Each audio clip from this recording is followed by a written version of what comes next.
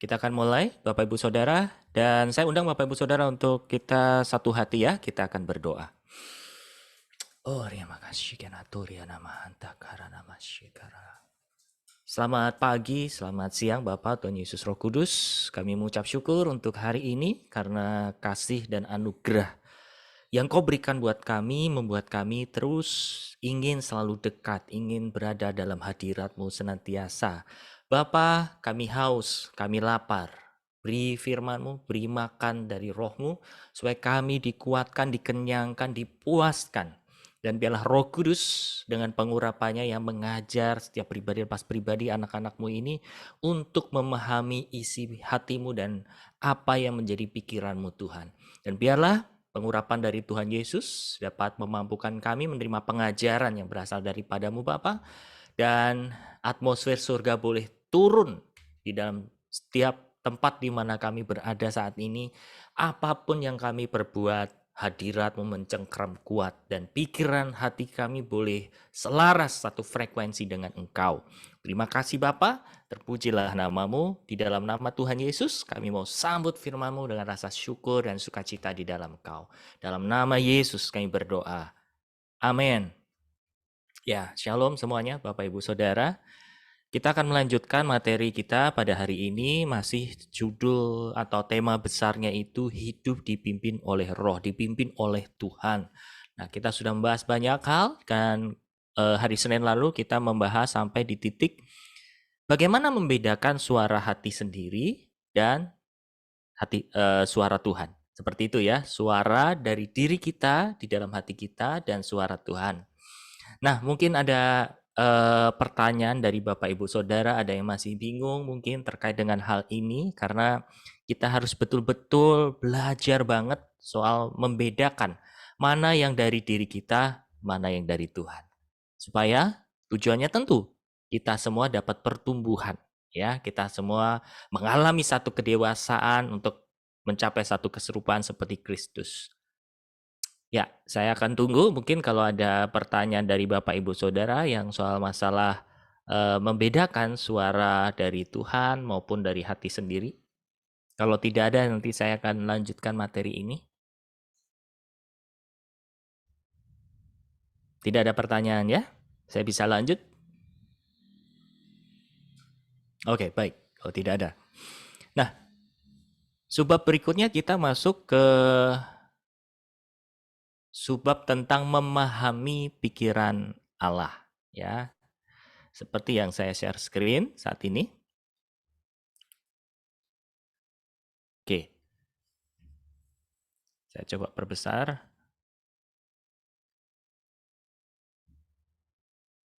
Oke. Anda tak dapat melayani dia dengan memakai ide, gagasan, atau rancangan Anda sendiri. Setinggi-tinggi pikiran manusia tetap adalah pikiran duniawi. Itu tak pernah memuaskan hati Allah.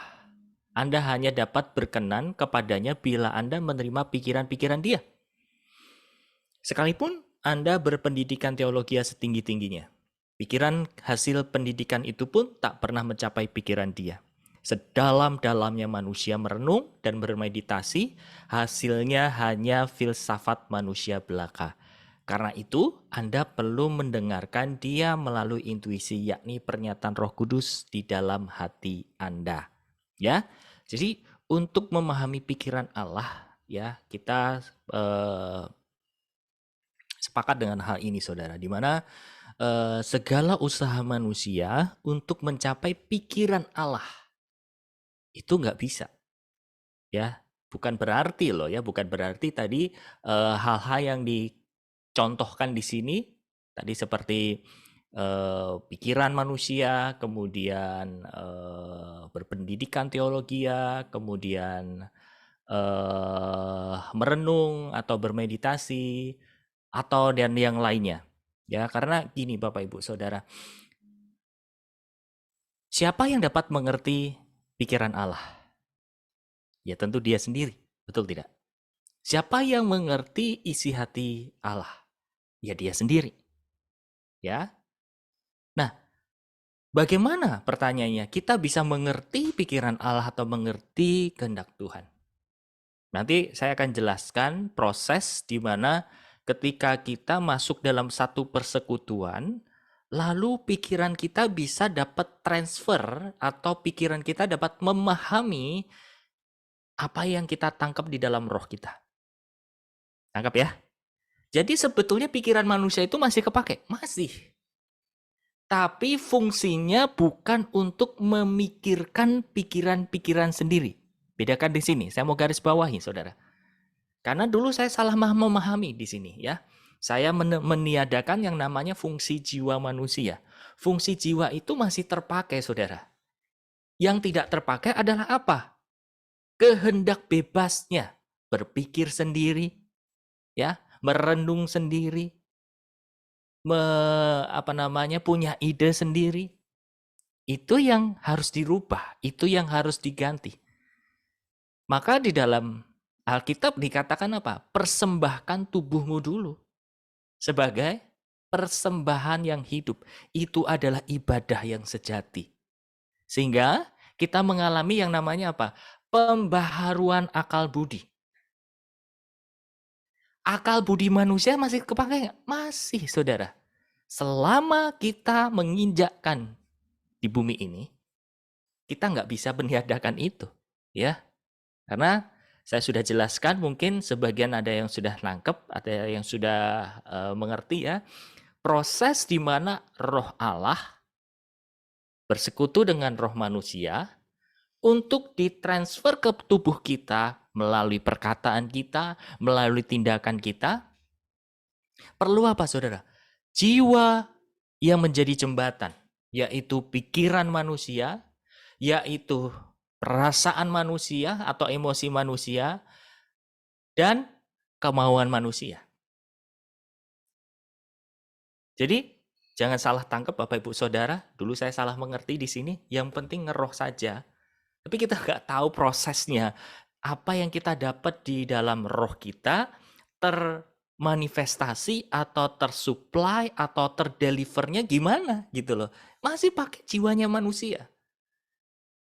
Nah, masalahnya adalah seperti yang kemarin saya sudah bahas panjang lebar, saudara. Banyak di antara kita manusia ini, jiwanya dirobek-robek. Hatinya banyak yang terluka. Mengalami insecurity, mengalami mental illness, dan seterusnya, saudara. Ada rasa, tidak aman di dalam batinnya. Itu yang mengakibatkan kita tidak bisa absolut untuk menangkap suara daripada roh itu sendiri.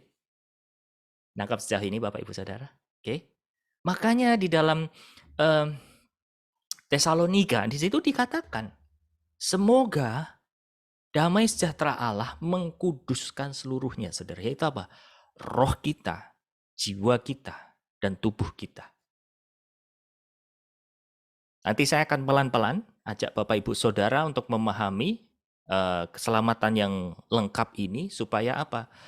Betul-betul saudara, kita menjadi manusia Allah, manusia roh yang memiliki jiwa yang hidup, yang bersemayam di dalam tubuh kita. Paham ya? Karena ini satu kesatuan. Saya gambarkan Bapak Ibu Saudara, handphone yang Anda miliki. Ya, mungkin anak-anak Anda atau Anda tahu tentang teknologi, saudara, handphone itu kan harganya variasi ya. Ada yang murah, ada yang mahal.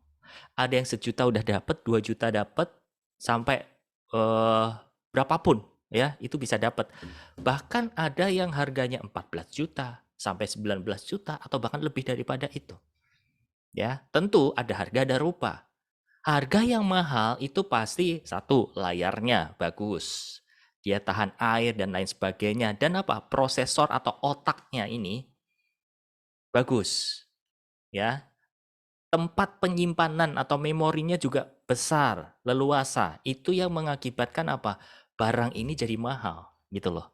Tapi saudara, tahu tidak? Ketika produsen handphone ini, dia menjual produknya, dia tidak hanya mempromosikan prosesor atau otaknya atau memorinya, saudara. Enggak. Tapi semuanya. Ini prosesornya udah pakai ini. Layarnya udah adem di mata. Memori penyimpanannya juga besar gitu ya. Jadi satu paket. Begitupun juga dengan apa saudara? Manusia kita. Kita tidak bisa memecah-mecahkan diri kita, unsur-unsur di dalam diri kita dan meniadakan salah satu. Karena firman yang mengatakan, bukan saya. Ya, bahwa Allah memakai tubuh kita menjadi baitnya. Roh kita bersatu dengan roh Allah. Jiwa kita dipakai untuk menjadi jembatan atau untuk mentransfer apa yang roh kita nangkep. Tubuh melakukannya. Kira-kira fungsinya seperti itu, saudara. Ya, makanya ketika kita mau memahami pikiran Allah, saudara, ya kita harus bisa nangkep roh Allah itu sendiri. Coba saya akan cari ayatnya.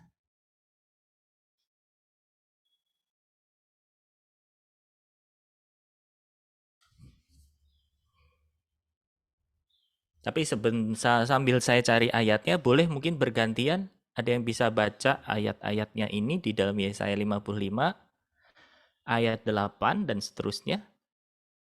Silakan, bagi yang bisa tolong buka mic-nya dan bacakan.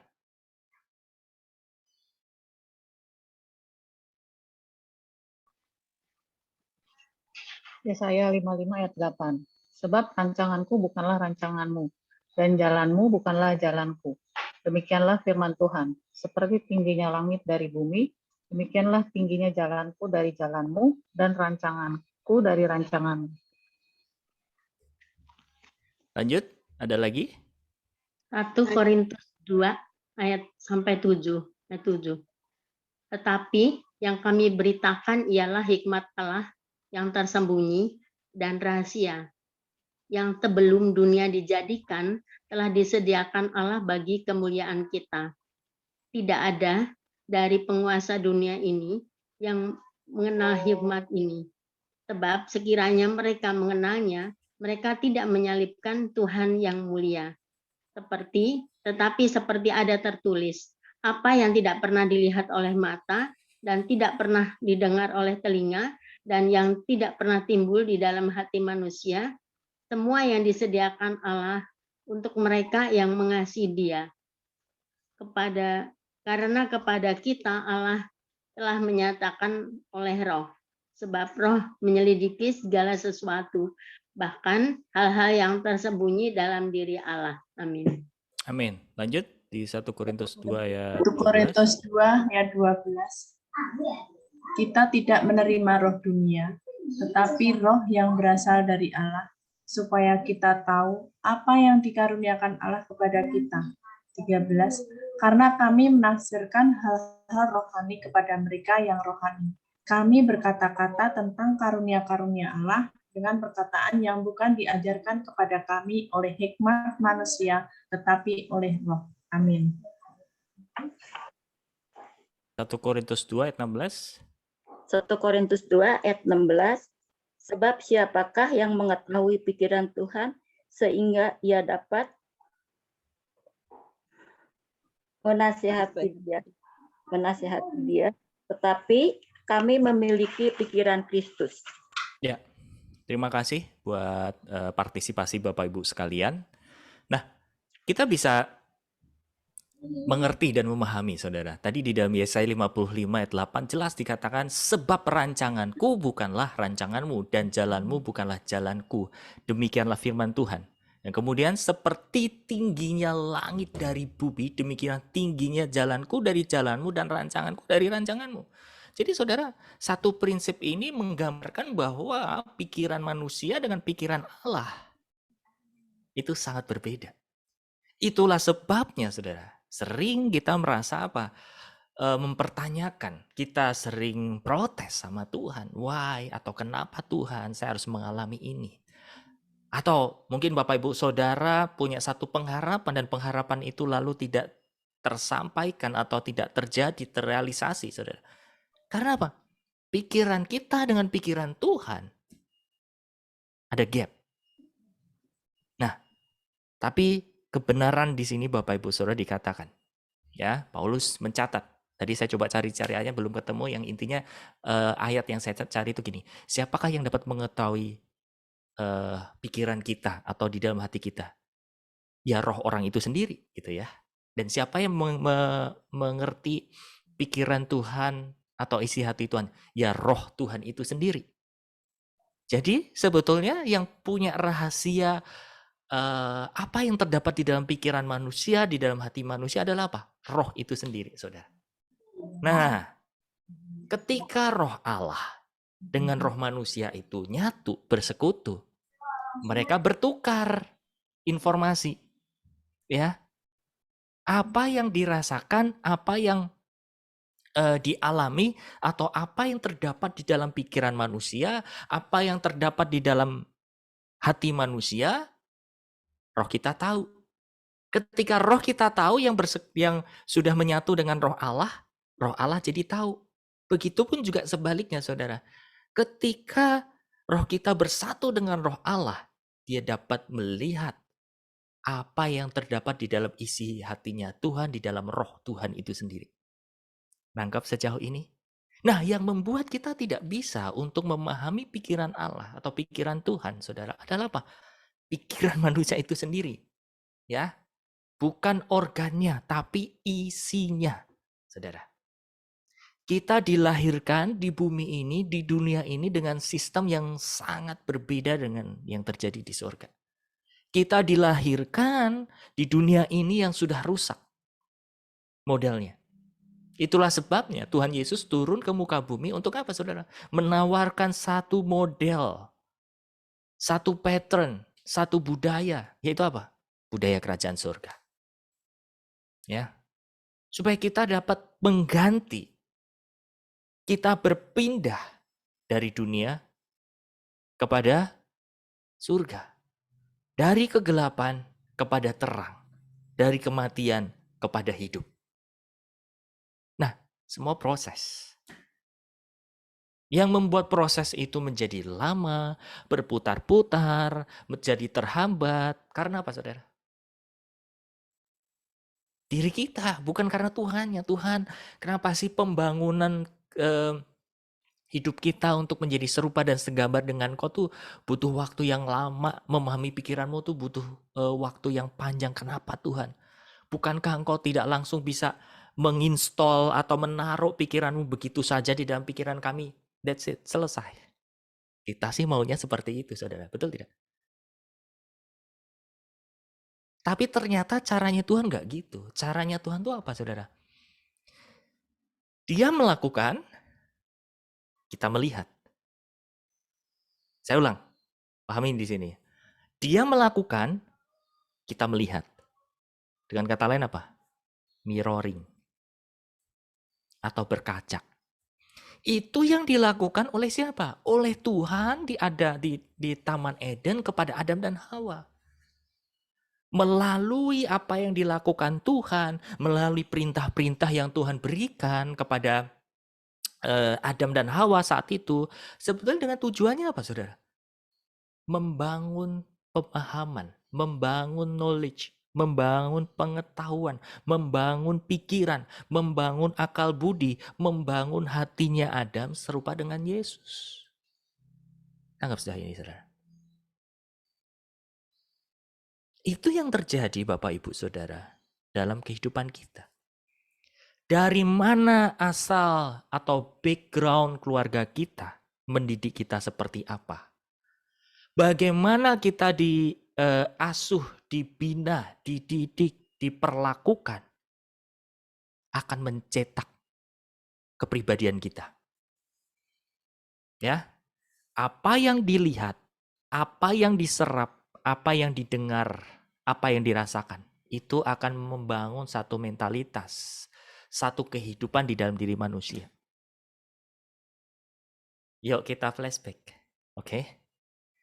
Ketika kita dilahirkan, misal gitu ya, dilahirkan dalam lingkungan yang kacau balau lah ya, di lingkungan yang mungkin tidak ada damai sejahtera, tiap hari di dalam keluarga yang berantem melulu gitu ya. Kemudian orang-orangnya nggak pada hadir. Maksudnya satu dengan yang lain anggota keluarganya udah pada sibuk sendiri-sendiri.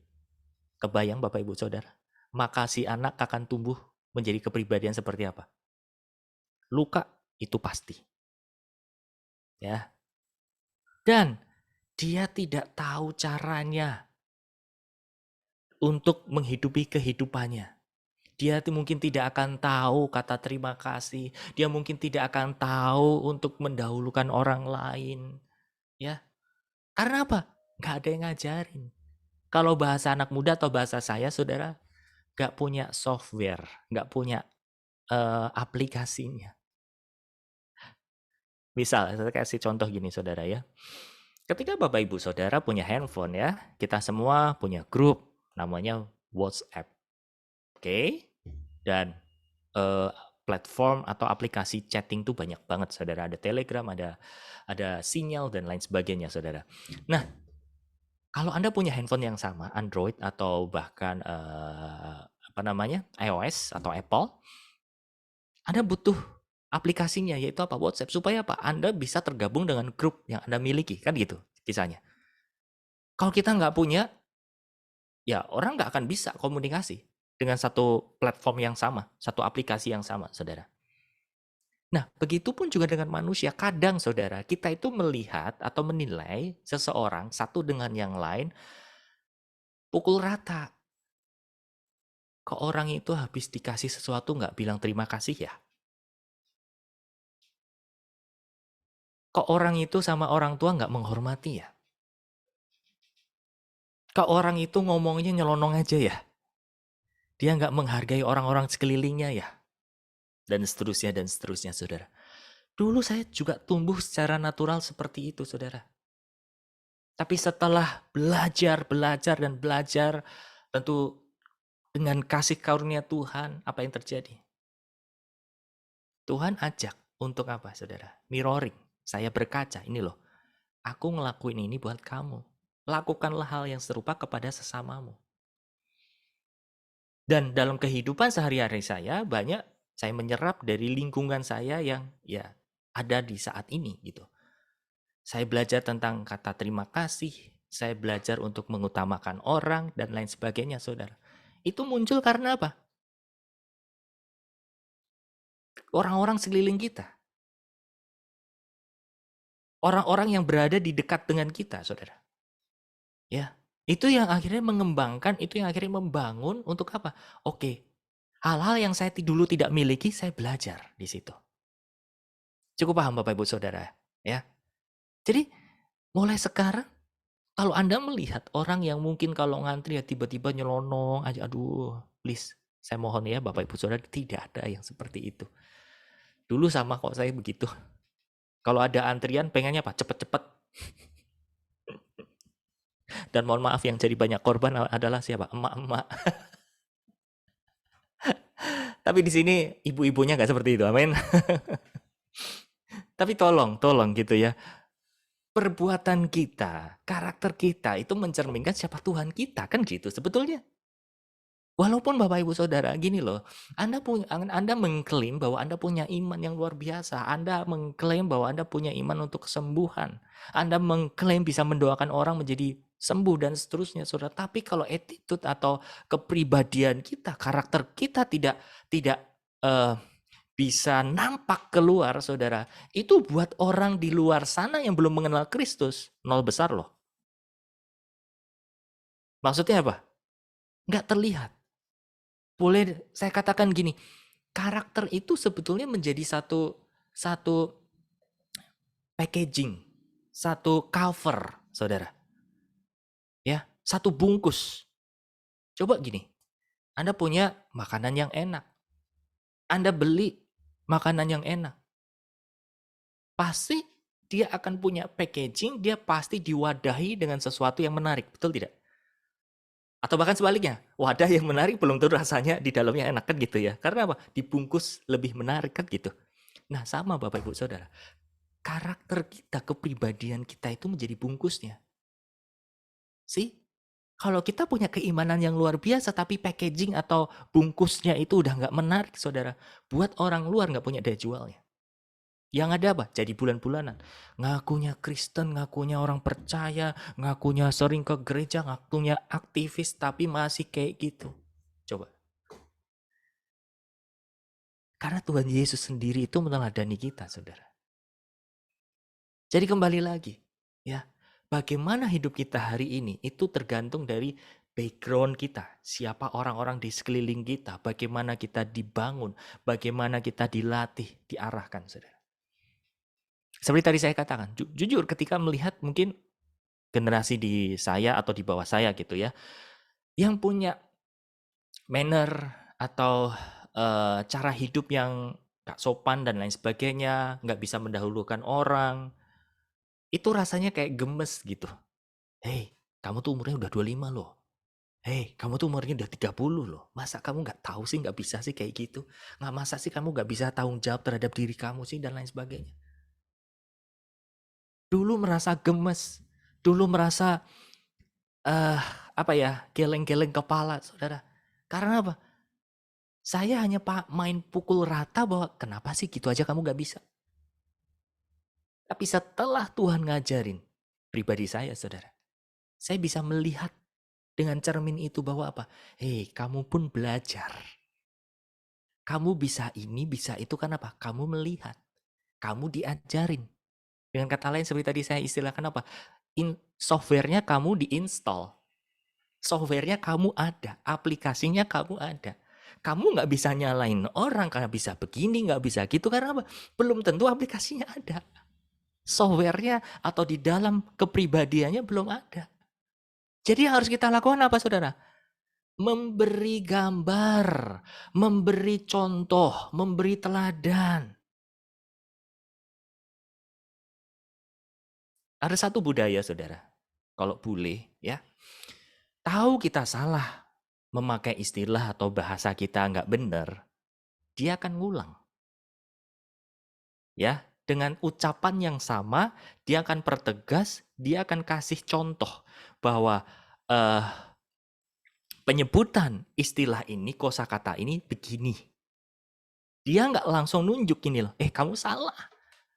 Kalau sesama orang Indonesia biasanya saling menghakimi.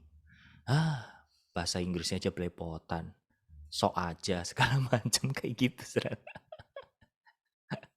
Ya, tapi kalau orang boleh punya manner apa? Kalau kita punya bahasa kata-kata yang mungkin nggak tepat, saudara. Mereka, kamu salah gitu. Enggak. Dia akan ngulang. Istilah itu dia akan ulang supaya apa? Kita termention. Kita dapat memahami, mengerti bahwa oke, caranya salah saya ternyata. Yang benar begini. Nah, saya minta tolong banget buat Bapak Ibu Saudara. Manusia kita itu punya satu fungsi terutama di dalam jiwa kita, yaitu apa? Mengenai mirroring atau bahasanya apa ya? Mengimitasi. Mengimitasi itu apa sih? Mencontoh, meniru lah. Tanpa disadari loh. Coba gini, Anda yang sudah punya pasangan hidup, suami atau istri, temukan karakter-karakter Anda di dalam diri suami Anda atau istri Anda. Pun begitu sebaliknya, temukan karakter-karakter istri atau suami Anda di dalam diri Anda. Pasti ada yang nyangkut. Temukan satu aja. Demikian juga yang terjadi terhadap siapa? Anak kita, saudara. Ya, Bapak Ibu Saudara yang punya anak, coba lihat. Mungkin gaya tidurnya gitu ya, cara dia bersikap, cara dia merespon segala macam, Anda akan menemukan kok kayaknya saya banget ini orang, ini anak gitu kan. Karena apa, saudara? Itu yang menjadi fungsi daripada jiwa kita. Salah satunya apa? Mengimitasi, meniru, saudara. Tanpa kita sadari.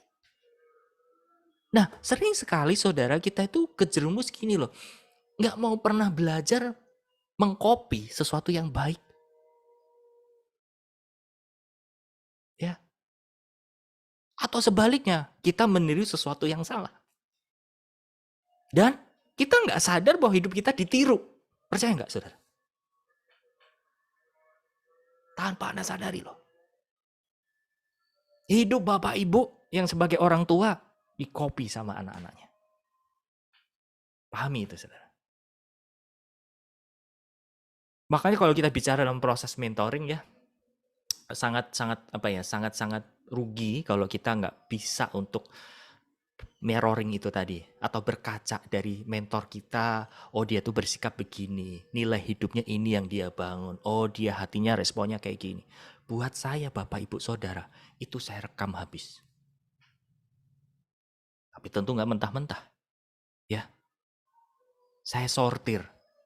Kalau memang sesuai firman, why not gitu untuk saya tiru. Tapi kalau memang buat saya itu sesuatu hal, oh kayaknya berlebihan atau kayaknya kurang, saya akan ubah dengan sesuatu yang sesuai dengan firman.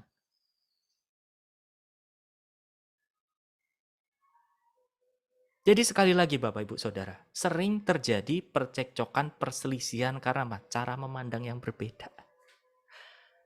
Kita punya standar nih, kita punya norma nih, ya. Kita punya ukuran iman antara satu dengan orang itu nggak sama. Variasi. Kalau kita main hajar, kita main paksa orang untuk kamu harus kayak gini, kamu harus kayak gitu, itu akan bermasalah di dalam diri kita maupun di dalam diri orang di sekeliling kita, saudara. Ya. Nah, kembali lagi untuk memahami pikiran Allah. Kita belajar dari manusia pertama yaitu Adam dan Hawa, saudara. Dia sedang dikasih contoh sama Tuhan. Cara Tuhan itu bekerja, cara Tuhan itu bertindak seperti apa, itu sedang ditransfer kepada Adam dan Hawa. Dan itulah kenapa, saudara, proses segambar serupanya Adam dan Hawa itu tidak instan. Itulah kenapa iblis menawarkan jalur instan. Ya. Jelas Alkitab mengajar kepada kita, saudara. Kalau kita mengaku hidup di dalam Tuhan, maka apa yang terjadi, saudara? Kita harus dan bahkan dikatakan Alkitab wajib hidup sama seperti Kristus telah hidup. See?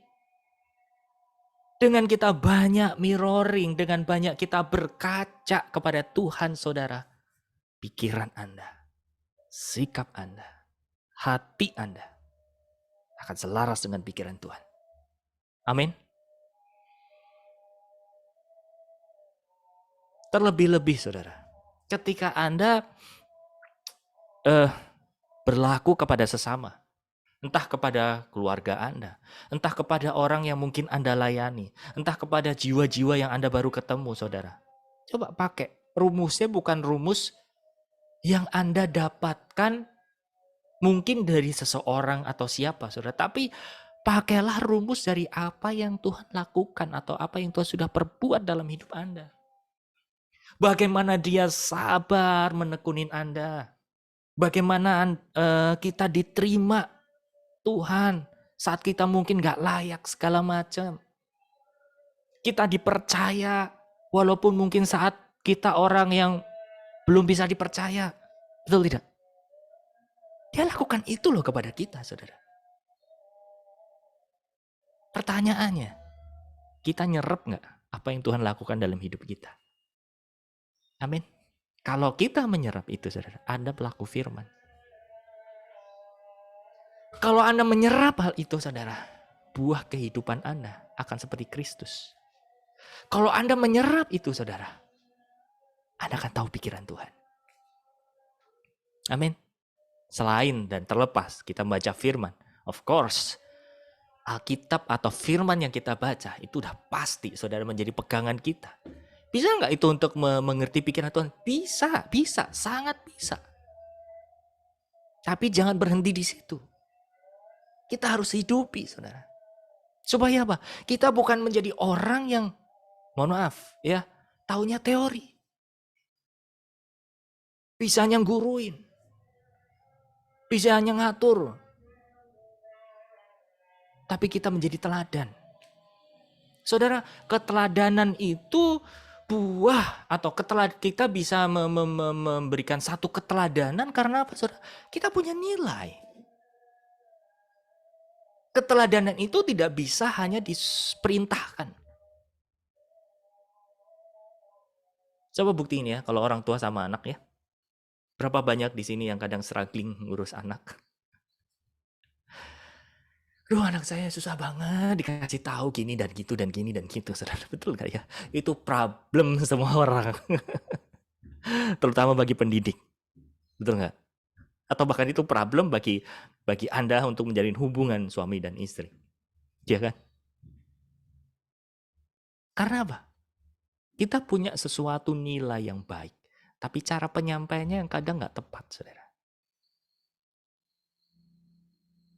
Anda merasa bahwa cara yang Anda punya itu baik. Anda pengen membagikan itu. Salah? Enggak salah. Tapi sometimes kita perlu belajar caranya. Makanya dikatakan, saudara ya, kita bisa memiliki pikiran Tuhan. Asal apa? Kita mau menyerap apa yang Tuhan lakukan buat kita. Itu kita lakukan. Amin. Coba renungkan ya. Coba renungkan. Atau bahkan kalau Bapak Ibu Saudara yang hari ini struggling atau bergumul soal masalah anak, suami, atau istri. Kalau perkataan itu sudah nggak jadi alat untuk mengubahkan. Saya mau bilang, stop. Berarti apa? Perkataan Anda tidak mengubahkan. Yang mengubahkan apa, saudara? Kehidupan Anda itu sendiri. Firman Tuhan mengatakan, kalau ada suami yang nggak kudus, bisa dikuduskan oleh siapa? Istri yang saleh. Bahkan tanpa perkataan.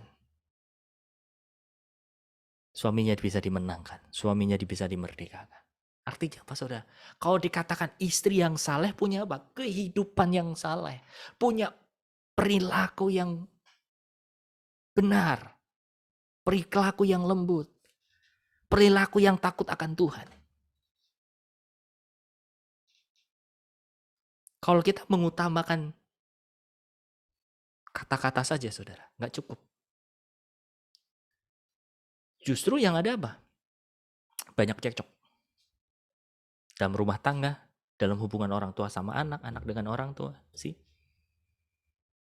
Firman juga menasihatkan kepada kita, hai bapak-bapak, jangan buat hati anakmu terluka.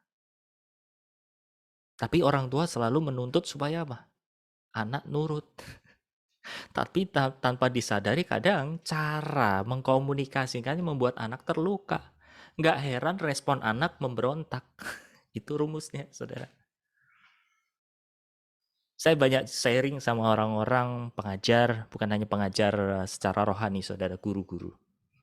Kami discuss. Tahu nggak? Banyak generasi pengajar pendidik hari-hari ini merasa kewalahan.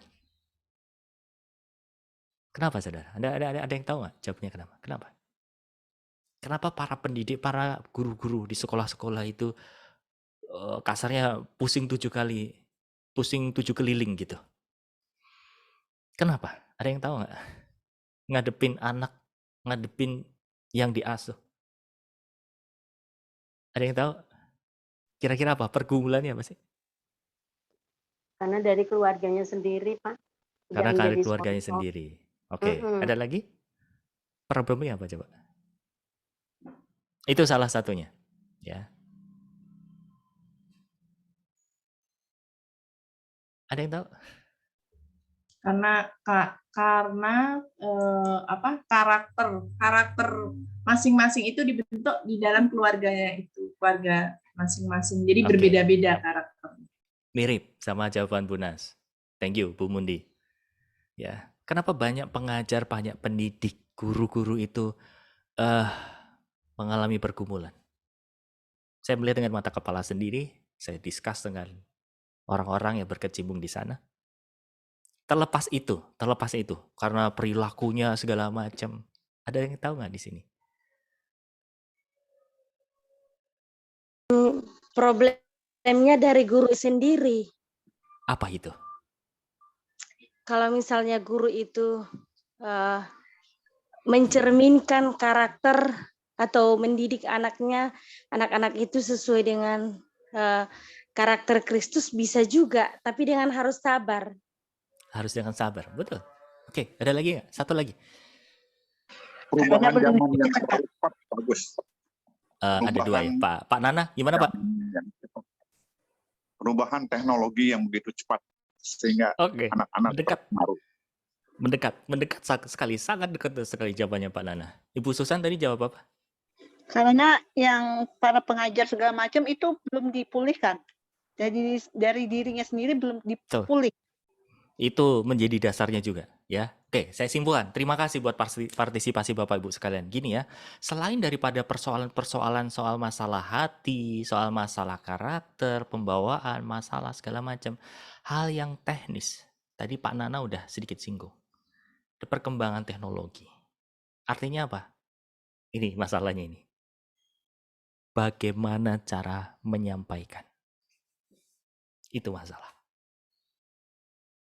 Saya dengar dari pihak para pengajar, guru-guru di sekolah, dan saya mendengar dari pihak anak-anak zaman di bawah saya jauh.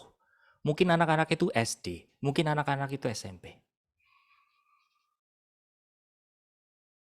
Bahkan ada orang tua yang cerita sama saya, iya loh bener, anak saya masa ngomong gini, Mami, males sekolah.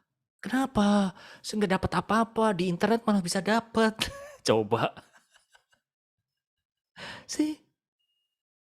Dan bahkan yang bilang anak-anak gini, di sekolah saya tuh ada loh model ibadah kayak gini. Terus kenapa kamu nggak ngikut gitu? Jawabnya lama. Saya boleh jujur ya Bapak Ibu Saudara ya. Habis yang ngajarin usianya udah usian kakek neneknya, terus caranya itu sangat formal. Itu yang membuat anak zaman sekarang kayak, dia ngomong apa sih? Ibu itu, bapak itu ngomong apa sih? Ini saudara, ini problem besar loh. Serius. Cara penyampaian itu yang menjadi masalah kita hari ini. Mungkin Anda punya stok, Anda punya nilai hidup, Anda punya kebenaran yang Anda bisa bagikan, saudara. Anda punya harta yang Anda bisa bagikan kepada generasi-generasi di bawah Anda, saudara. Tapi kadang itu nggak bisa terdeliver, itu kadang nggak bisa tersampaikan oleh karena apa? Cara penyampaiannya.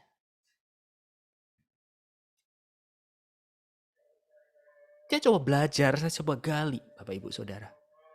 Saya mengakui ada gap yang begitu besar, begitu jauh antara saya mungkin dengan orang-orang yang belasan tahun.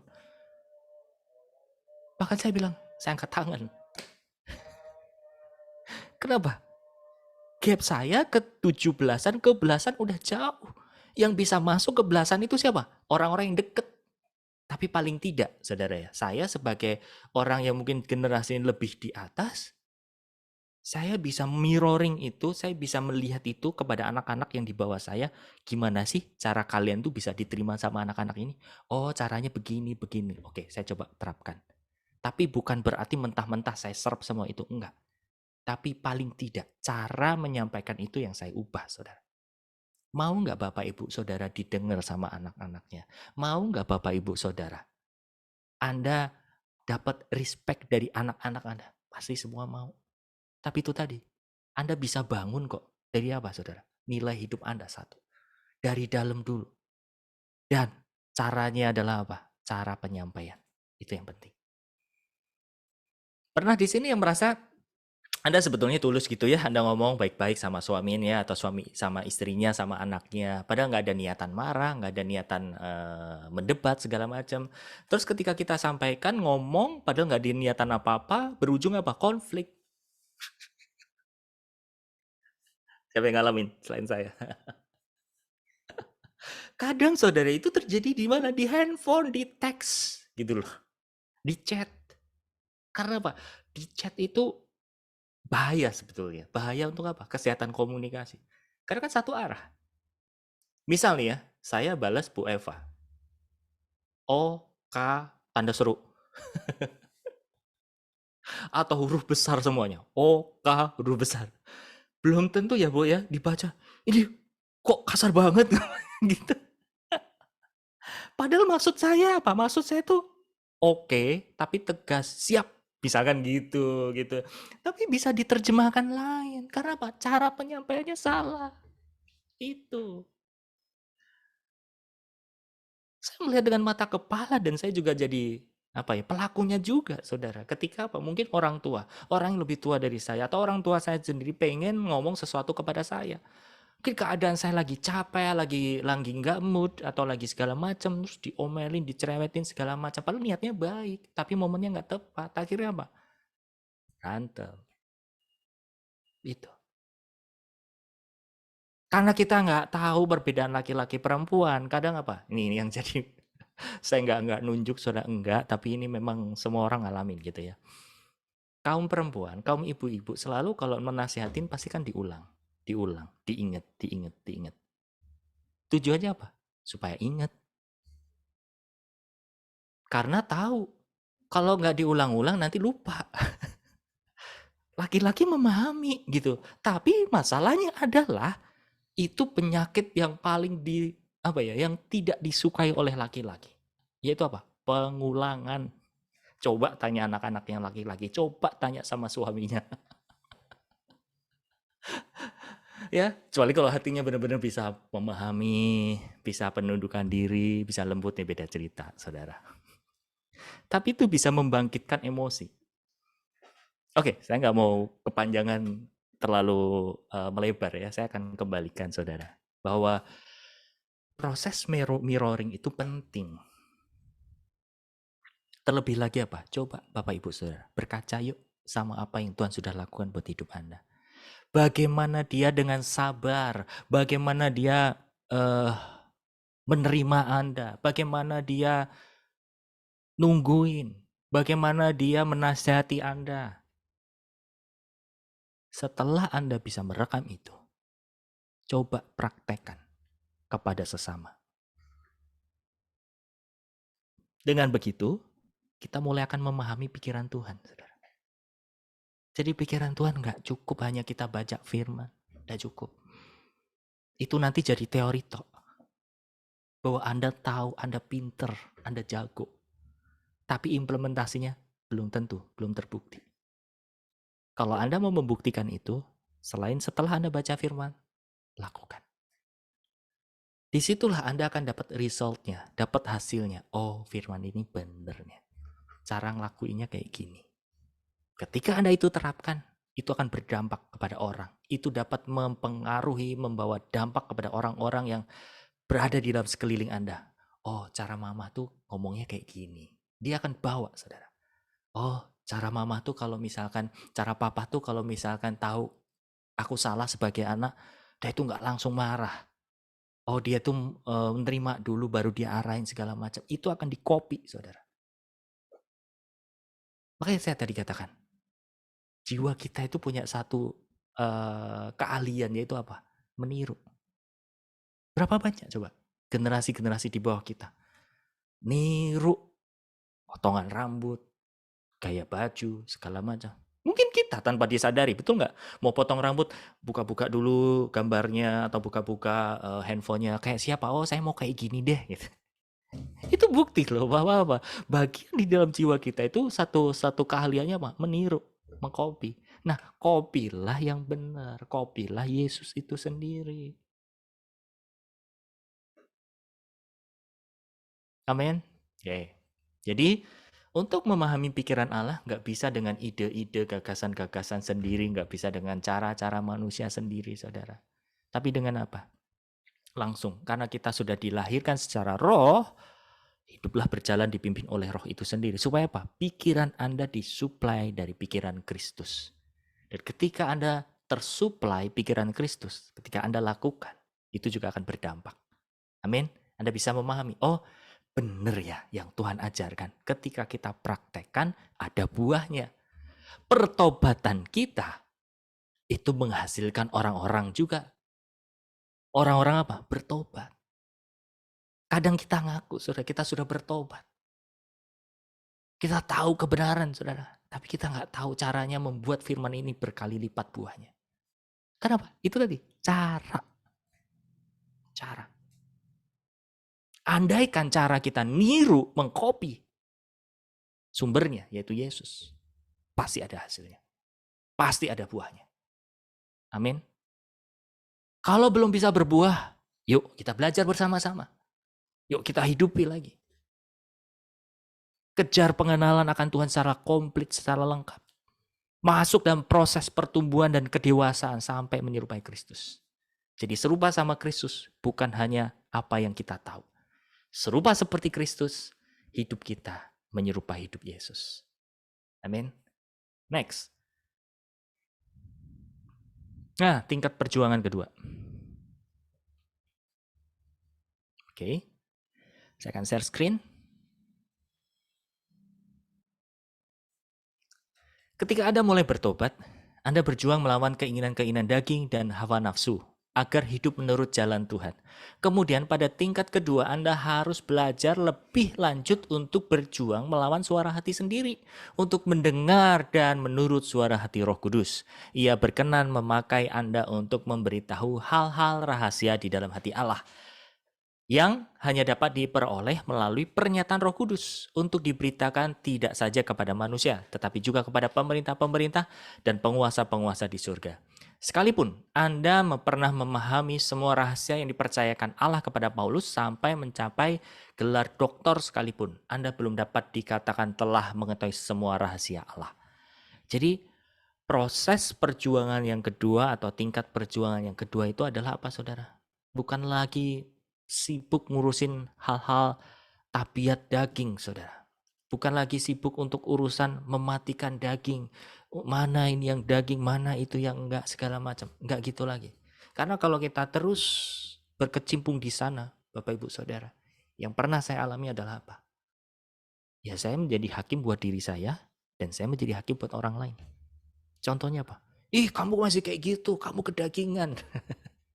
Atau bahkan saya bersikap ini, saya mengambil keputusan, ini kedagingan banget.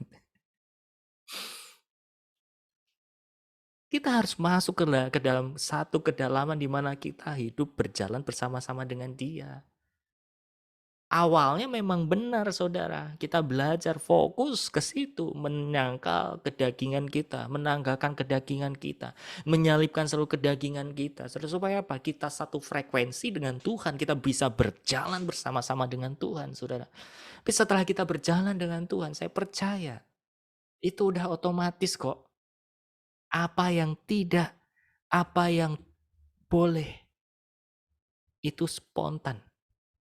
Anda bisa dapatkan. Amin. Tapi kalau kita terus berada di dalam ranah atau area, ini kedagingan enggak ya? Oh ini enggak, ini kedagingan enggak ya? Segala macam. Saya mengatakan itu enggak, itu salah. Enggak. Saya enggak mengatakan bahwa itu salah, saudara. Tapi naiklah ke dalam tahapan level ketika Anda udah at least atau paling tidak, saudara, 60% atau 50% kedagingan kita udah diremukkan.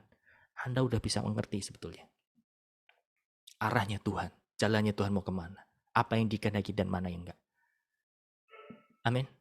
Itu bukan menjadi problem besar Anda lagi. Karena kalau kita masih terus menerus kecimpung di dalam ketakutan ini daging atau enggak, ini Tuhan atau enggak ya, saudara, itu akan membuat kita berada terus menerus di area itu. Saya baru tadi malam discuss dengan salah seorang, saudara. Dia sudah mendapatkan pernyataan Tuhan. Firman-Nya dia udah dapat. Ya, itu remanya betul-betul dia rasakan. Jelas vision dia udah dapat. Tapi ketika jalani kehidupan, goyang. Kenapa terjadi? Dan bahkan orang tersebut cerita, kok saya mulai ragu ya? Apa yang saya dapat jangan-jangan salah. Saya langsung tembak. Apa yang membuat Anda khawatir? Apa yang membuat Anda bimbang? Coba temuin. Mikir sejenak. Jawabnya apa? Hal kekhawatiran. Saya bilang, that's it. Itu dia. Sering Bapak Ibu Saudara, iman kita jadi goyang. Karena apa? Ada momok di dalam hati kita, saudara. Sebetulnya kita udah bisa dapet loh. Oh, kehendak Tuhan tuh gini loh. Tapi setelah kita gelut dengan kehidupan sehari-hari, berurusan dengan daging, saudara, belok juga gitu. Akhirnya saya cerita sama orang yang sharing sama saya. Tahu nggak? Saya dulu, bahkan bukan dulu saja gitu. Saya mengalami hal kayak gitu. Ketika saya tanya satu kehendak Tuhan, saya percaya itu Tuhan. Fix itu benar-benar Tuhan. Saya merasa kayak merdeka. Saya merasa itu betul-betul hidup. Tapi saat saya aplikasikan, goyang. Lalu saya belajar, itu goyang karena apa? Oh, karena memang dasarnya saya takut. Saya berkecimpung dalam ketakutan. Terus akhirnya saya menyarankan gini, ini kalau buat Bapak Ibu Saudara cukup membantu, silahkan ya Anda pakai. Ketika Bapak Ibu Saudara ya terus berjalan dengan Tuhan, sudah mulai proses menanggalkan kedagingan, sudah mulai belajar nangkep isi hati Tuhan, mengenal kehendak Allah mana yang baik, berkenan dan sempurna. Saat-saat tertentu saudara, Anda harus mengambil keputusan, betul tidak? Coba ini, yang paling utama dan terutama adalah satu. Anda, Bapak, Ibu, Saudara, atau kita harus sadar dulu siapa kita di hadapan Bapak. Siapa saudara? Anak. Kalau kita tahu anak, Anda yakin apa yang Anda sudah dapat itu dari Tuhan, go ahead, lakukan. Kalau salah gimana? 2. 1, ya. Kita tuh akui Tuhan, emang aku salah. Aku mau belajar. Akibat kesalahan ini, apa yang harus kuperbuat? Ikuti arahannya. Ya. Yang kedua, ya kita membiarkan kita berada dalam kesalahan. Sehingga itu akan membuat apa saudara? Kita terus terngiang-ngiang betapa bodohnya kita, betapa dosanya kita, betapa nggak layaknya kita, atau hidup di dalam apa saudara? Rasa kebersalahan. Oke. Jadi untuk melakukan kehendak Tuhan saudara, coba ya, Anda uji, Anda renungkan. Yang pasti adalah tetap berjalan untuk menyalipkan daging, itu udah pasti ya. Yang kedua, mulai percayai. Kalau memang itu sudah Anda uji, itu sudah Anda yakini, jalan. Kita nggak bisa main aman saudara, nggak bisa. Kita maunya aman, well prepare, semuanya harus pasti, harus jelas segala macam. Sometimes ketika kita belajar tentang iman saudara, itu kayak diambil semuanya, tahu nggak? Masalahnya adalah apa? Kalau kita punya nilai hidup ya, saya pelajari dari keliling atau orang-orang yang saya temui. Ada tipe-tipe orang yang modelnya itu apa ya? Betul-betul memastikan segala sesuatu itu harus berjalan dengan perfect, dengan sempurna. Ya boleh dibilang mungkin perfeksionis ya, atau bahkan orangnya punya kehati-hatian. Itu adalah nilai-nilai yang baik sebetulnya. Oke? Tapi gini saudara, kalau kita bicara tentang keimanan, nggak bisa semua-muanya itu kita terapin di dalam keimanan kita kepada Tuhan. Kenapa? Karena kadang Tuhan tantang iman kita saudara. Kita harus berjalan dengan hanya modal iman. Kamu melangkah aja. Di depan apa yang harus kamu lakukan? Aku akan katakan kepadamu selanjutnya. Itu yang Tuhan buat kepada Musa, kepada Abraham, betul nggak? Kepada Daud dan lain-lain, saudara. Kita nggak bisa memilih main aman, gitu Tuhan. Kalau saya jalan ke sana, Engkau memelihara hidupku nggak ya?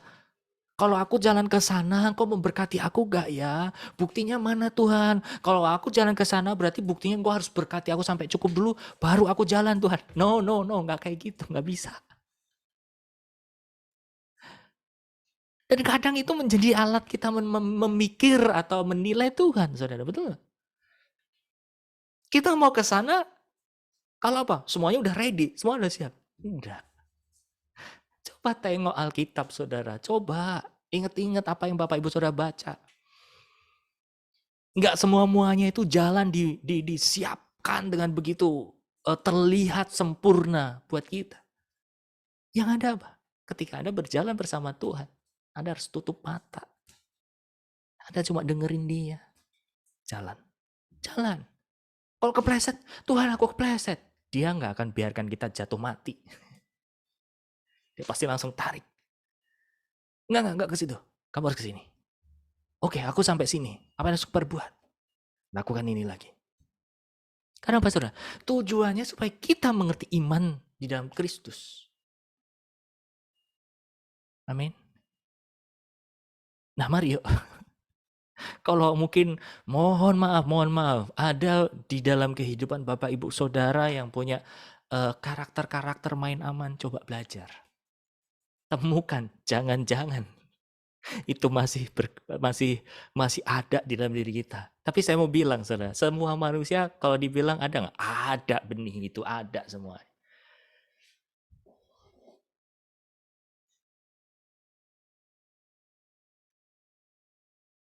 Kayak kita sudah mengambil keputusan. Kan selalu kita pengen keputusan itu pasti terbaik, betul tidak? Tapi saya mau ajak Bapak Ibu Saudara untuk memahami iman kita dalam Kristus. Bahwa apa yang kita pandang, apa yang kita mau, apa yang kita harapkan, nggak selamanya bisa selaras dengan apa yang Tuhan mau. Mungkin Tuhan izinkan dulu kita masuk ke dalam lubang itu, saudara. Supaya apa? Kita mengenal isi di dalamnya apa. Oke, waktu mudah cukup, dia akan angkat masuk ke dalam musim yang berbeda lagi. Kita sih maunya udahlah. Tapi proses pemurnian itulah realitanya, saudara. Ya. Tuhan izinkan hidup saya maupun saya ketemu dengan orang-orang yang saya temui untuk discuss, sharing, atau bahkan dilayani. Problem besarnya di bagian sini loh. Susah melakukan kehendak Tuhan karena apa? Standar hidupnya, kemauannya, pengharapannya. Mungkin kita tarik ulur sama kehendak Tuhan. Kita tarik ulur, ini Tuhan kehendaki enggak ya, segala macam enggak ya. Padahal masalahnya bukan kita budek, maaf. Bukan kita nggak mendengar suara Tuhannya, saudara. Tapi masalahnya apa? Ada kekhawatiran. Sebetulnya Tuhan udah jawab, kamu jalan ke situ, Gus. Enggak enak Tuhan, enggak mau. Dalam hati kita begitu, tapi nggak nyadar. Atau kita nggak ngakuin. Saudara, saya jadi teringat berapa tahun yang silam ya. Ketika Tuhan panggil hidup saya untuk full timer. Awal-awal saya melayani itu kondisi pelayanan, kondisi gereja nggak seperti sekarang ya. Banyak anak-anak muda yang cinta sama Tuhan ya. Banyak hamba-hamba Tuhan yang masih muda dipakai. Waktu saya dipanggil Tuhan 2010 untuk full timer. Itu masih minim dan pelayanan anak muda itu ya masih diremehkan dan lain sebagainya lah. Belum muncul. Nggak seperti sekarang. Nah, rasa minder, rasa takut, segala macam pasti ada. Karena nggak punya teman. Itu masalah. Nah, dalam satu penglihatan, saudara, waktu saya berdoa, tiba-tiba saya diperhadapkan dengan dua jalan. Jalan yang pertama, itu seperti masuk ke dalam tanah atau terowongan begitu. Nggak jelas, tampilannya juga nggak menarik. Yang satu, saudara, itu jalan yang bagus, rapih, ya. Dan orang-orang yang memilih jalan sebelah kanan saya itu banyak yang memilih, banyak yang berdasi, yang cakep-cakep lah gitu ya, dandannya. Saya berada di persimpangan. Lalu Tuhan membisikkan di dalam hati saya atau di dalam roh saya berkata, ketika kamu diperhadapkan dengan jalan ini, mana yang kau pilih? Hati saya udah tertarik kemana? Ke kiri. Itu apa saudara? Terowongan itu tadi. Tapi daging saya, mata saya melihat bahwa yang kanan ini jauh lebih menarik. Saya berhenti sejenak di situ. Lalu saya bilang, Tuhan, aku mau ke sini deh. Terus perkataan itu muncul lagi gini. Kamu yakin dengan keputusanmu? Yakin. Terus suara itu lagi kayak ngasih ujian gini. Ketika kamu masuk ke sana, kamu nggak tahu medannya loh. Nggak tahu jalannya seperti apa. Lalu saya jawab perkataan itu, saudara, dengan jawaban saya gini. Tuhan, aku percaya Engkau. Kalau Engkau yang mau, Engkau akan tuntun aku. Singkat cerita, saudara, dalam vision itu saya masuk ke terowongan. Lalu tiba-tiba memang gelap, saudara. Memang gelap jalannya, berbatu-batu, jalannya nggak rapi, nggak jelas, engap rasanya. Gimana sih rasanya kalau misalkan Anda berjalan dalam kegelapan, engap gitu ya, kayak aduh, cepet-cepet gitu. Kira-kira seperti itu, tapi nggak berlangsung lama, Bapak Ibu Saudara. Tiba-tiba kayak satu kilat gitu ya. Film kayak di film gitu, satu kilat. Set. Saya di ujung terowongan itu. Dan apa yang saya lihat? Satu taman yang indah, sejuk, yang nggak bisa digambarin taman yang ada di bumi ini. Lalu di situ Tuhan banyak ngomong. Banyak orang yang nggak mau memilih jalanku ini. Saya nangis di situ, saudara. Tapi itulah jalanku. Firmannya di mana? Muncul firmannya, pop up. Jalanku bukan jalanmu, itu tadi. Sama apa, saudara? Jalannya itu sempit. Ya. Dan hari inilah, Bapak Ibu Saudara. Saya ada di hadapan Bapak Ibu Saudara. Karena apa? Di awal-awal saya ditantang. Kamu memilih yang mana? Mungkin bisa memilih juga yang tadi yang kanan, banyak orang yang berdasi, yang pakai baju yang cakep segala macam. Karena terus terang buat saya pada saat itu di usia saya minder, saudara. Untuk jadi orang full timer tuh minder. Apalagi waktu mau nikah. Kalau ditanyain kamu gereja di mana, saya nggak bisa sebut. Kenapa saya nggak tergabung di gereja secara official? Coba mikir nggak? Lulusan apa? Saya lulusan SMA. Nggak ada lulusan teologi, nggak ada. Coba orang tua mana yang mau terima? Halo, di sini orang tua. Kalau Anda punya camer, ya nggak jelas gitu, coba.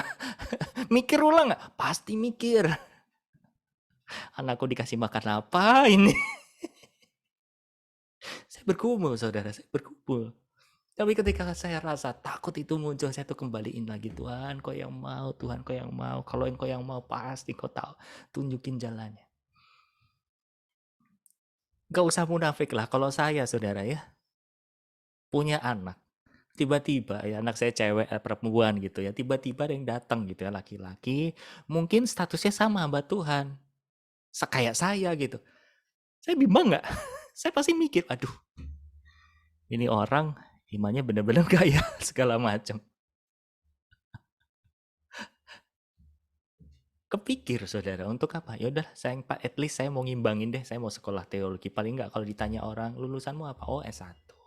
Lah ini lulusannya SMA. Ditanya gerejamu, kamu melayani di mana? Secara umum saya nggak bisa jawab. Di ministry itu apa? Coba. Kan saya tuh hidup di area abu-abu, saudara. Tapi karena kasih karunia Tuhan, Tuhan yang bawa. Amin. So, buat Bapak Ibu Saudara, kalau Anda mengalami seperti apa yang saya alami, mungkin ada kebimbangan untuk melakukan kehendak Tuhan, saudara. Karena itu tingkat perjuangan yang kedua ya. Anda mengenal mana suara hati Anda, mana suara Tuhan. Seperti tadi saya katakan, kita jadi blur atau tidak yakin dengan apa yang kita yakini atau yang Tuhan sampaikan. Kadang-kadang apa? Bukan kita budek, bukan kita salah, saudara. Tapi karena apa? Ada hal kekhawatiran masa depan itu yang menjadi momoknya. Amin. Tapi kalau Anda sudah dapat, pastikan, saudara, Tuhan yang benar-benar ngomong. Kalau Tuhan nggak ngomong, saudara, itu karena kemauan kita. Even, saudara, Anda memutuskan untuk full timer, Anda mau jadi hamba Tuhan, saudara. Harus Tuhan yang ngomong, Tuhan yang berjanji. Kalau memang Anda belum dapat itu, ya nggak apa-apa. Anda sambil kerja, sambil wirausaha dulu, sampai Tuhan bebaskan.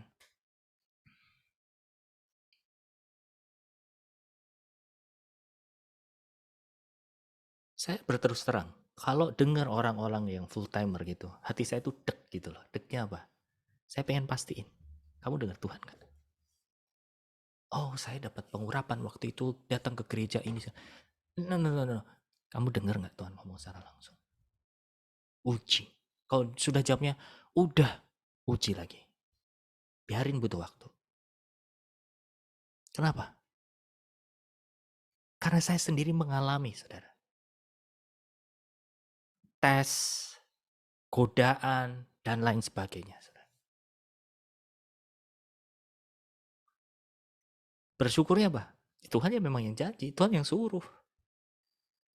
Dan saat saya diuji sama mentor saya, oke, diuji loh. Gus, coba ya kami bawa dalam doa. Itu padahal saya udah 7 tahun melayani. 7 tahun saya full time. Diuji loh. Saya akan bawa dalam doa. Benar nggak? Kamu panggilannya benar-benar full time. Diuji. Mungkin 1 bulan kalau saya tidak salah. Dan orang yang menguji itu betul dapat dari Tuhan. Iya. Kamu memang disuruh full timer. Saya lega. Ini bukan soal masalah, wih keren full timer. Enggak, saudara, enggak. Atau bahkan Anda jangan merasa gini ya, enak ya jadi full timer bisa mikirin total gitu, lebih fokus. Kalau Anda bayangin dari sisi luar, mungkin iya Anda akan bisa berpikir begitu, saudara. Tapi kalau Anda sudah masuk ke dalam, Anda menjalani kehidupan Anda, berumah tangga, segala macam, ini, itu, dan pelayanan itu bicara tentang biaya juga segala macam. Mulai di situ proses. Ingat loh Bapak Ibu Saudara, pelayanan itu bukan soal masalah pencapaian. Pelayanan itu bukan soal masalah cari hormat. Pelayanan itu bukan kedudukan. No. Bahkan pelayanan itu bukan soal minta. No. Yang ada apa? Pelayanan adalah memberi. Pegang. Kalau Bapak Ibu Saudara paham akan ini, bahwa pelayanan adalah memberi. Betul. Anda nggak mudah kecewa sama Tuhan. Anda nggak kecewa sama sesama di dalam anggota tubuh Kristus. Kenapa? Ya karena dipanggil saya untuk ini. Itu yang tadi saya renungkan dalam perjalanan waktu saya ngantar istri ke kantor. Persis itu yang saya renungkan, saudara. Iya ya. Kalau orang nggak full heart sama Tuhan, disuruh ini, disuruh itu pasti hitung-hitungan. Masih jadi hamba upahan. Bergerak kalau ada yang kelihatan. Padahal siapa coba? Paulus. Dia meninggalkan masa lalunya. Bahkan sempat dia jualan tenda, tujuannya untuk apa? Biar tidak membebani orang yang dilayani, saudara.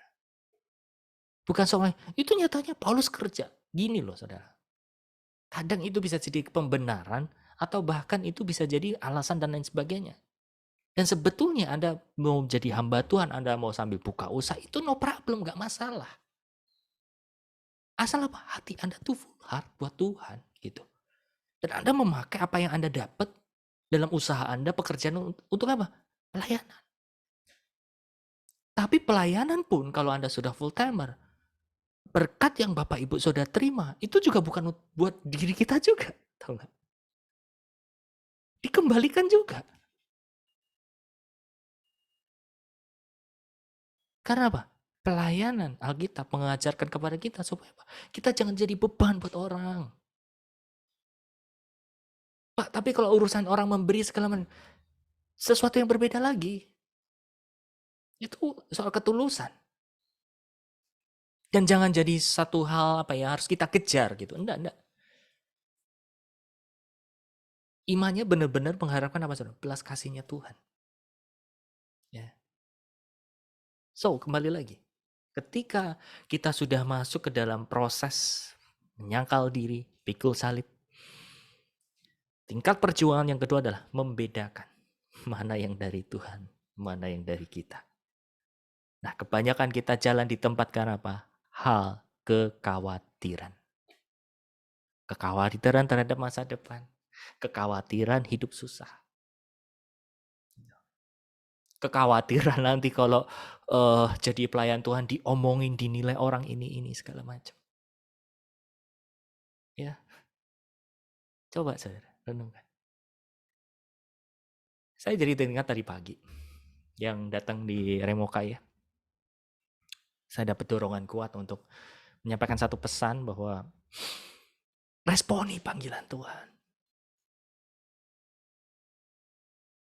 Ada beberapa hari lalu ada teman yang datang ke rumah. Datang dari jauh.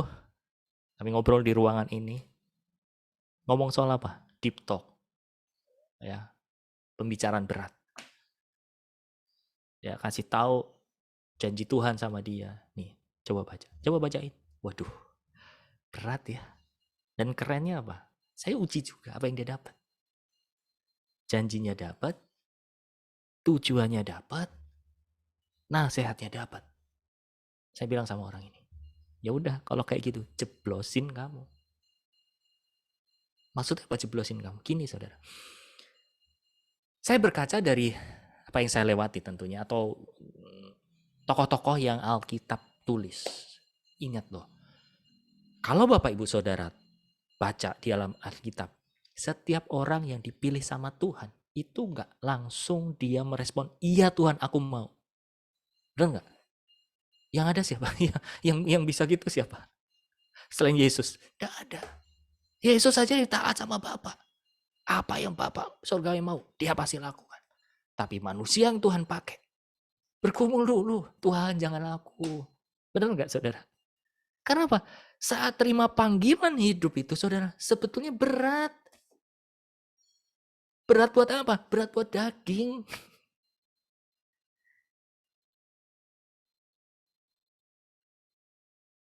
Saya sampai deal dengan panggilan itu saudara beberapa tahun lalu loh.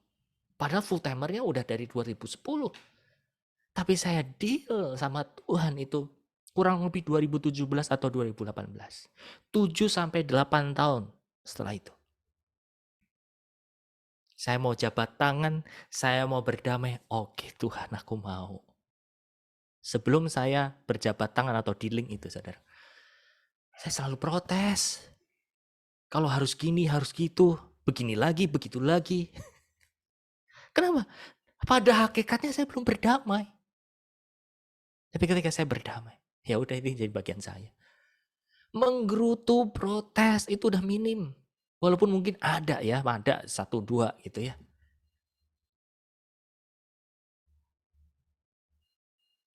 Dan puji Tuhannya istri saya memahami itu. Ya baru-baru ini tadi ada satu percakapan di satu grup saudara. Ada satu hal yang harus kita bahas segala macam. Coba saya tawarkan ke yang lain. Mau ada yang jalan nggak? Oh nggak ada. Ya udah kalau nggak jalan, saya yang jalan. Kalau dulu mana mau. Yang ada apa protes ini pada kemana sih? Gua melulu yang harus ini. Emang lu ngapain? Giliran enak aja lu muncul. Giliran nggak enak lu nggak ada. Dulu ngomong gitu. Sekarang dengan hati penuh damai, ya udah nggak ada yang jalan, gua jalan. Pernah nggak Bapak Ibu Saudara berada di dalam perasaan yang saya alami? Anda bergumul, Anda mulai cari-cari kesalahan orang, kesalahan diri sendiri, nunjuk sana, nunjuk ini. Kenapa sih saya selalu berada di usher, terus jabat tangan di depan? Atau bahkan kenapa sih saya selalu ketemu orang yang model kayak gini terus? Kenapa sih saya berada di dalam orang-orang atau jiwa-jiwa yang kering tanda petik gitu ya? Nggak seperti itu, nggak seperti ini, segala macam. Itu yang Tuhan ingatkan tadi pagi. Respon panggilan Tuhan. Ketika kita merespon, kita bilang, Tuhan aku mau. Oke. Argonya baru jalan loh. Saya enggak. Anda akan masuk ke dalam kedalaman hati Tuhan yang ya udah. Kalau Anda harus terima konsekuensinya, resikonya. Serius. Bapak Ibu Saudara nggak akan protes, nggak banyak luka. Anda akan tersenyum aja. Ya udah. Ya udah kalau itu memang jadi bagian kita kok. Anda akan kenal, Saudara. Ya.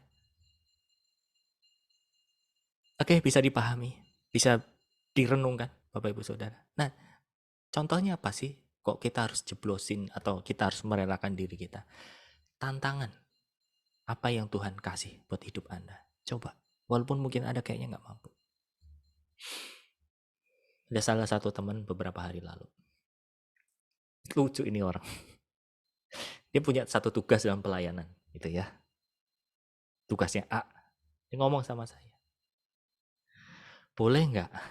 Kalau boleh nanti waktu pelayanan di sini, saya nggak ini ya, nggak itu ya. Saya nggak bisa jelaskan secara detail ya, saudara ya. Nah, permintaannya lucu. Tapi ya udah, kalau memang saya harus jalani ya saya akan jalani. Saya cuman kasih satu ayat buat humor gitu sebenarnya ini. Biarlah cawan ini berlalu daripadaku, tapi kehendakmu yang jadi. Saudara, baru hari lalu orang ini balik lagi untuk meralat apa yang diucapkan. Gak jadi deh, saya mau jeblosin di tempat yang gak enak. Bilang good. Itu saudara sebetulnya tes buat kita. Mau gak kita berada di dalam panggilan yang mungkin gak terlihat, mungkin gak ternilai, mungkin gak dipandang. Tapi kalau itu ada di depan mata Bapak Ibu Saudara, coba ambil. Kalau Anda cinta sama Tuhan, Anda mengasihi Tuhan, Anda mau menyenangkan hati Tuhan, do it, lakukan. Kan ada lagu ya, gimana? Menyenangkanmu, senangkanmu, hanya itu kerinduanku. Katanya mau nyenangin Tuhan. Giliran ditantang. Enggak Tuhan, jangan. Repot ya, manusia itu repot. Kita kalau jadi Tuhan itu cuma geleng-geleng. Aduh, kamu tuh maunya apa sih sebenarnya? Bingung ngikutin kamu. Ya enggak sih? Ya. Satu sisi mau, tapi satu sisi ketika oke ya udah kamu jalan gitu. Kita yang nolak, saudara. Tapi itulah hidup. Itulah proses yang harus kita lewati. Ya. Jadi kalau Bapak Ibu Saudara mau melewati tingkat perjuangan yang kedua ini tadi, mau ndak mau, Anda harus sepikir, seperasaan dengan Tuhan. Ya. Dan temukan sesuatu yang mungkin mengganjal, yang membuat Anda nggak bisa melangkah. Itu pasti ada sebabnya. Percaya deh, itu pasti ada akarnya. Seperti tadi saya kasih contoh, kisah yang baru kemarin saya diskusikan dengan salah seorang. Ya, ketika dia sudah dapat pernyataan Tuhan jelas, dia sudah yakin. Tapi ketika dia mau ke sini, ya kok bimbang ya? Jangan-jangan saya salah dengar. Karena apa? Ada akarnya, yaitu apa? Ketakutan, kekhawatiran akan hari esok, akan apa kata orang, ya, akan hidup susah. Ya.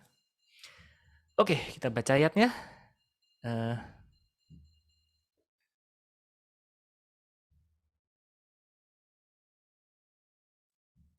1 Petrus 2:11, saudara-saudaraku yang terkasih, aku menasihatkan kamu supaya sebagai pendatang dan perantau kamu menjauhkan diri dari keinginan-keinginan daging yang berjuang melawan jiwa.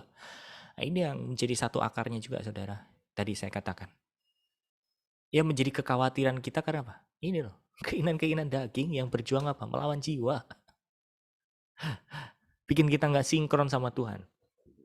Yang 12, milikilah cara hidup yang baik di antara bangsa-bangsa yang tidak mengenal Allah, supaya apabila mereka memfitnah kamu sebagai pelaku kejahatan, mereka dapat melihatnya dari perbuatan-perbuatanmu yang baik dan memuliakan Allah pada hari Ia melawat mereka. Ini yang tadi di awal kita bahas bahwa karakter kita, perilaku kita itu menjadi packaging, menjadi bungkusnya kita, saudara, bagi orang-orang yang belum mengenal Tuhan.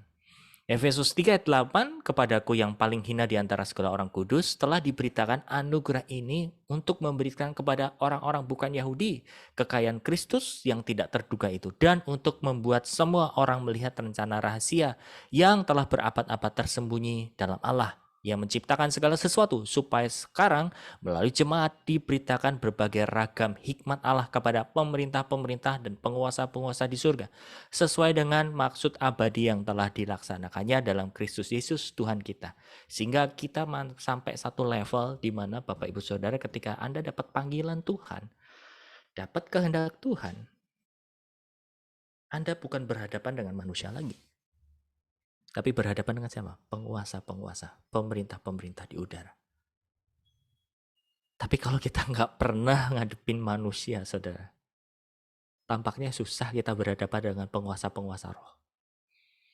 Ya, karena itu sesuatu hal yang different, sesuatu yang berbeda. Nah, dengan kata lain gini, Injil itu awal-awal diberitakan kepada siapa? Orang Yahudi toh. Ring satunya Yahudi, betul tidak? Nah, dijebol sama siapa? Tahu ada yang bisa nebak nggak? Siapa yang memberitakan Injil di luar orang Yahudi pertama kali? Ada yang tahu?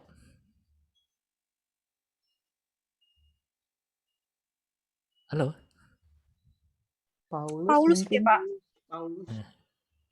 Petrus. Melalui apa? Cornelius. Yang lanjutin siapa? Paulus. Anggap ya. Coba nanti baca kitabnya lagi. Saat Petrus dapat vision tentang binatang-binatang yang haram, ya kan? Dia kan disuruh kepada orang di luar Yahudi. Petrus pikirannya masih apa? Enggak. Injil kan buat orang Yahudi. Terus Tuhan melalui vision itu, ini bukan literally soal masalah makanan loh, jangan salah ya. Karena kadang pemahaman kita tuh kayak namanya vision, penglihatan diartikan secara harfiah. Enggak, itu vision saudara.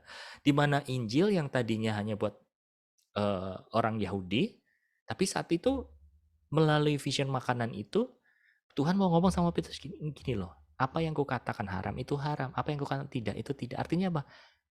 Beritakan Injil kepada orang di luar Yahudi. Itu siapa? Cornelius. Nah, yang lanjutin perjuangannya Petrus siapa? Paulus. Petrus sendiri bahkan pernah ditegur sama Paulus. Saat apa? Ketemu orang-orang jemaat, ya, sama orang yang sunat dan nggak sunat. Paulus negor Petrus, kamu tuh munafik, bro. Jadi antar pelayan pun juga kadang-kadang gitu ya. Nah, Paulus giat memberitakan pendamaian itu kepada siapa?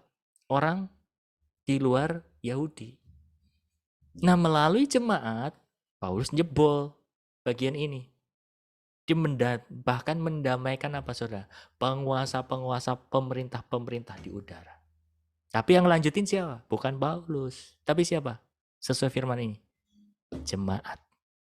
Atau Anda dan saya. Ya, itu lingkup Injil. Jadi Bapak Ibu Saudara, kembali lagi ya, kita rangkum. Hari ini kita belajar bagaimana betul-betul kita membedakan mana suara Tuhan, mana suara hati kita.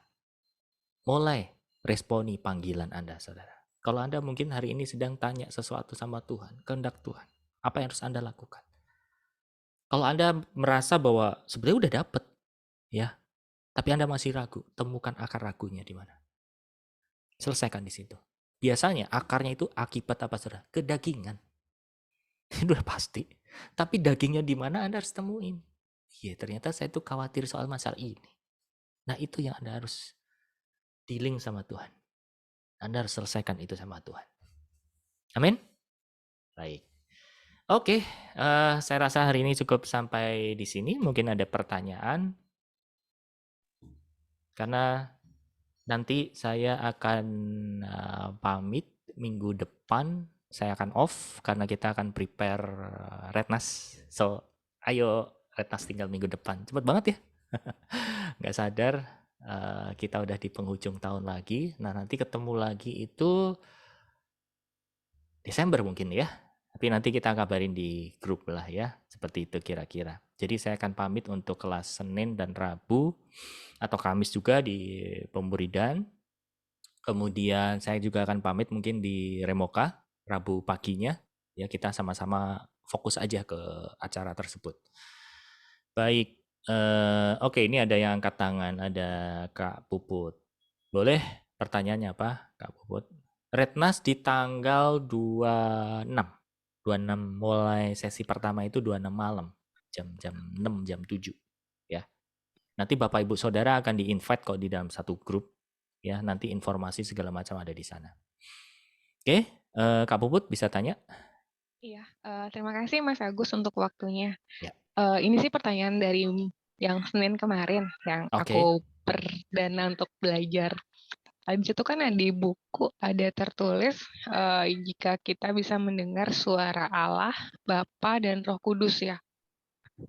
Nah, aku selama ini taunya suara yang jahat dan yang baik. Yang baik itu berarti kan ada Roh Kudus, Bapa, Tuhan Yesus, itu jadi satu gitu. Nah, aku masih belum paham untuk itu sih. Mohon penjelasannya. Terima Oke. kasih.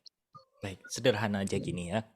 Buat kita, buat Bapak Ibu Saudara, untuk awal-awal, Anda bisa jangan bingung soal ini, siapa yang ngomong segala macam. Nggak apa-apa.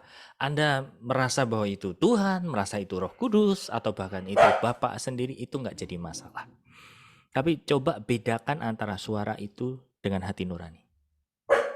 Hati nurani kita sendiri. Oke? Karena apa? Pengenalan akan Tuhan itu akan melalui satu proses. Ya, Anda akan tahu siapa yang ngomong. Tapi untuk awal-awal, saran saya jangan pusing. Jangan pusing, karena sumbernya tetap satu kok. Oke? Sumbernya semua dari Allah Bapa. Tapi entah itu Roh Kudus yang ngomong atau Tuhan Yesus, enggak masalah.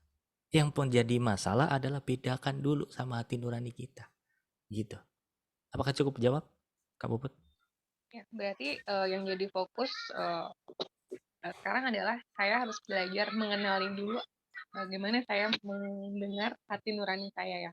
Iya, Hati betul. nurani berarti itu di luar dari logika ya.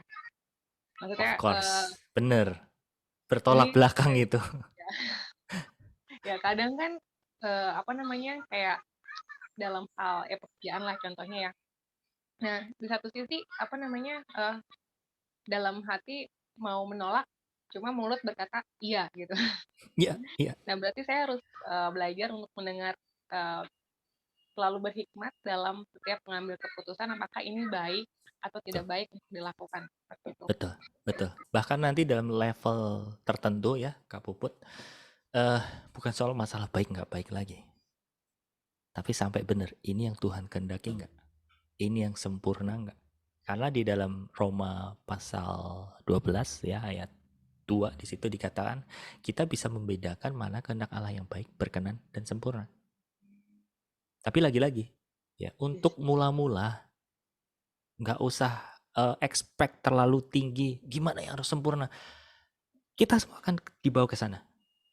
Tapi paling tidak gini, buat keputusan kita ini udah nggak kita lagi. Tapi kita udah mau nurut. Itu aja dulu deh.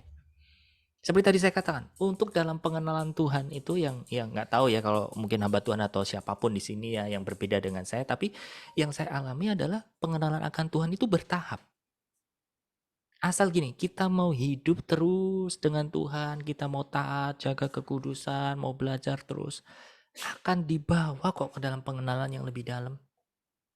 Itu. Kita nggak bisa paksakan kok kedalaman pengenalan kita akan Tuhan kepada orang. Kayak misal saya paksain kepada Bapak Ibu Saudara. Nggak bisa. Tapi untuk mula-mula Anda belajar, oke, lakukan itu dulu. Nanti kalau Anda sudah mulai terbiasa, iya ya, percaya ini kalau Roh Kudus tuh kayak gini nih. Oh, kalau Tuhan Yesus tuh kayak gini nih. Anda akan bisa bedakan. Ya, tapi jangan diambil pusing, jangan diambil pusing. Karena apa? Apa yang dinyatakan entah itu Tuhan Yesus atau Roh Kudus, sumbernya dari Bapa Surgawi. Ya. Karena keputusan dia adalah Esa. Itu Kak Puput. Baik, terima kasih Mas Agus untuk Oke, penjelasannya. selamat belajar. Semangat Satu ya. lagi Pak. Satu Oke. lagi Pak. Boleh Bu Eva, Mohon silakan. maaf, mungkin terserah mau menilai Bu Eva bosenin, terserah. Yang jelas saya merasa, Jangan bilang gitu, please don't do that. saya ngerasa bahwa Pak, saya bergabung di sini itu 1 tahun ya Pak ya, bulan Maret 2020 dan satu tahun lebih ya. Saya ngerasa bahwa benar-benar perubahan atau peningkatan iman saya itu saya rasakan sendiri Pak. Karena apa? Di gereja saya sudah 2 kali ibadah secara offline ya, kita udah mulai ibadah dan yang hadir memang harus daftarkan gitu lewat daftaran dulu gitu ya Pak ya. Tiba-tiba minggu pertama yang lalu saya masih aman, seorang jadi pengerja ya tetap kita harus siap gitu dari pagi kayak gitu. Lalu yang kedua tuh tiba-tiba saya disuruh berdoa syafaat di depan ya gitu ya. Kebetulan anak saya kan WL-nya, si Restu WL-nya, terus saya tiba-tiba disuruh doa syafaat yang mendadak kayak gitu. Terus saya bilang sama Mami, Eyang Nas, Eyang doain aku gitu, sempet takut juga gitu. Biasanya kok bisa kasih waktu kalau untuk doa syafaat, minggu depan Bu Eva doa syafaat kayak gitu. Ini mendadak kayak gitu. Tapi ada rasa yang, wih saya bangga, saya punya banyak banget bahasa-bahasa yang baru, artinya perbendaraan bahasa yang banyak dari sini, dari ETM ini. Jadi saya di depan itu dengan gaya, dengan tabah dan dengan saya berdoa itu dengan lancar dan memberkati orang banyak. Setelah saya ini dokter-dokter saya yang ada di itu tuh WA, Bu Eva, terima kasih untuk ini. Saya bukan ngerasa bahasa pinter, enggak, tapi orang lain bisa menyamakan, yang pun Bu Eva kok lancar banget kayak gitu. Jadi saya ngerasa bahwa benar-benar naik level Pak, karena memang tuntunan Roh Kudus itu terus aja gitu kayak nggak mau berhenti, dan kata-kata itu memang benar-benar apa yang Pak Gideon sampaikan, apa yang Pak Agus sampaikan, Pak Anton sampaikan tuh kayaknya tuh mengalir aja gitu, mengalir. Dan saya ngerasa bahwa di sini tuh saya berkembang Pak, otak saya, dan nggak ada rasa nggak ada rasa kebencian lagi, nggak ada gitu. Kayaknya aku sukacita banget kalau belajar pemuritan ini, kecuali nggak bisa ya mungkin saya kontrol ke rumah sakit atau saya ini memang nggak bisa gitu ya. Tapi kalau saya udah mau pemuritan tuh kayaknya ada rasa sukacita sendiri, kayaknya seneng banget gitu. Sampai anak saya bilang, Mama nggak bosen mah firman mulu kayak gitu. Jadi puji Tuhan banget Pak, saya benar-benar naik level kayaknya gitu. Bukan suatu kesombongan, tapi ini saya bangga kayak gitu. Terima kasih, Tuhan berkati. Satu kalimat buat Ibu Eva, lanjutkan, jangan pernah berhenti. Terus. Ya, karena Tuhan akan bawa ke dalam kedalaman. Dan itu nggak habis-habis. Serius nggak habis. Saya pernah bilang waktu itu, kalau kita merasa di dalam satu titik, kita merasa itu udah didapat benar. Ternyata masuk lagi satu ayat yang sama mungkin ya. Tuhan ngomong yang dalam lagi. Firman itu 360. Apa artinya? Keliling. Dari mau angle sini, angle sana, angle utara, selatan, timur, barat, tenggara, barat daya, segala macam, mau dilihat kekayaannya begitu. Makanya kita nggak bisa gini ya, kita nggak bisa cepat untuk kok firman pemahaman orang itu begini sih, kan saya diajarkan kayak gitu. Kadang kita nggak bisa begitu karena terlalu kaya, saudara. Ya, lanjutkan Bu Eva. Oke, baik. Sama-sama Bu Eva. Oke, sebelum kita berdoa, silahkan. Ya, kalau berkenan, silahkan dibuka videonya. Saya foto sebentar.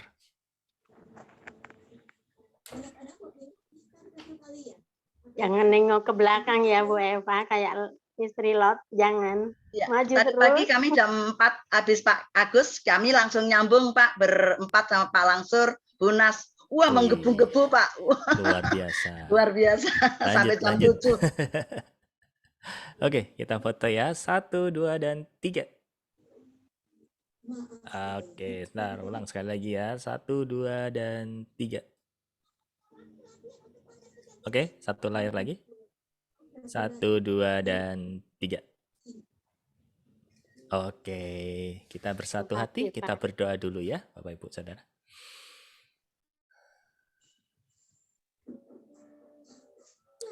Anakmu selesai berkata-kata, tapi bukan berarti pekerjaanmu selesai sampai di sini. Kami tahu dan kami percaya Engkau akan terus membawa kami ke dalam tingkat kedalaman, tingkat kedewasaan. Sampai betul-betul kami tenggelam. Bapa, saat ini kami tahu Engkau hadir. Dan Engkau mengetahui setiap hati kami. Silahkan Engkau berperkara. Silahkan setiap kerinduan anak-anak-Mu ini Bapa. Kau yang menyambut. Kau yang bertindak.